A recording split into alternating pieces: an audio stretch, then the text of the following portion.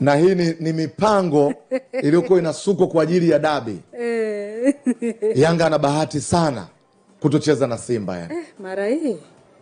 Yani sio kwa vibe na hiki ambacho nakiona KMC Complex. Kwani ngapi Dodoma Jiji hatari chale. Mimi ndio mechi nilikuwa naiangalia, labda kuna bao limeongezeka. Mkono wa nyani. Wewe umeishia la ngapi? Nilishia la 3. 5 sasa hizi. Wewe hujaangalia mechi wewe.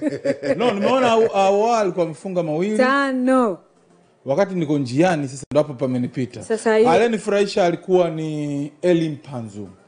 Kumbe Simba walikuwa wanamchezesha mchezaji ambaye hakuwa fiti. Mpaka wakataa kuniingiza kwenye mkenge kwa sababu nilikuwa simuelewi kabisa. Lakini kiukweli ameanza kuwa fiti na anaonyesha kile ambacho anacho.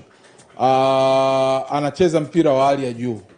Anacheza mpira wa hali ya juu. Mwanzoni nilikuwa naona Kibu ndo ataendelea kuibeba Simba, lakini akiendelea hivi Elim Panzu basi atakuwa ndo mchezaji muhimili zaidi katika kikosi cha Simba.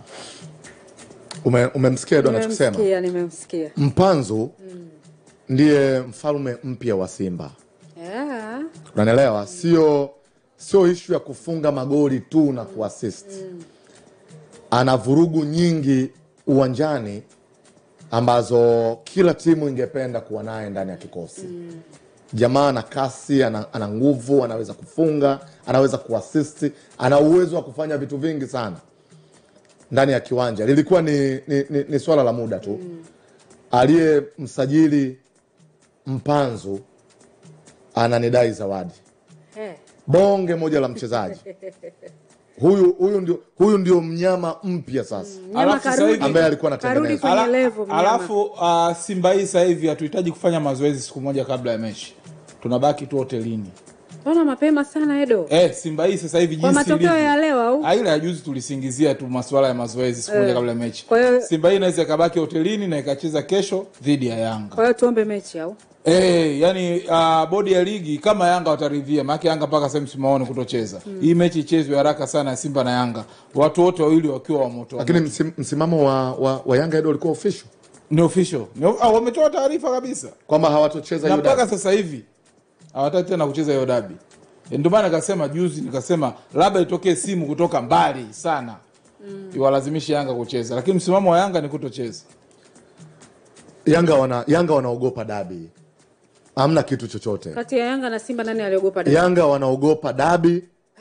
Hakuna jambo lingine lolote. Kwa sababu gani ujue? Kama unajiamini na una timu bora. Hivi ulishawahi kumuona mtu ambaye anataka ubingwa hataki kucheza mechi? Kwa nini unanielewa? Kwa nini mibadilika ni Yanga kati Yanga wanaogopa dabi. Aliyekataa ni Yanga ni Simba. Wana timu ya kwenda kumfunga Simba? Wanayo. Wapeleke timu. Yaani kutaka alama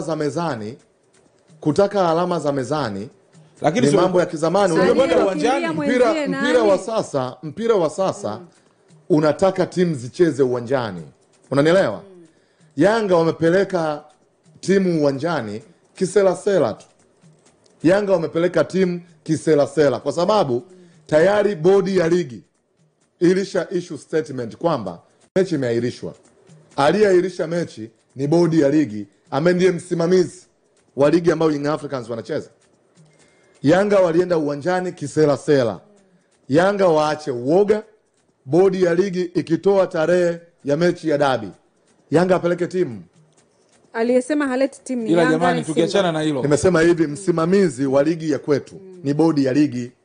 Bodi ya ligi wali issue statement mapema kabisa. Baada ya Simba kusema Yanga wamepeleka timu uwanjani kisela.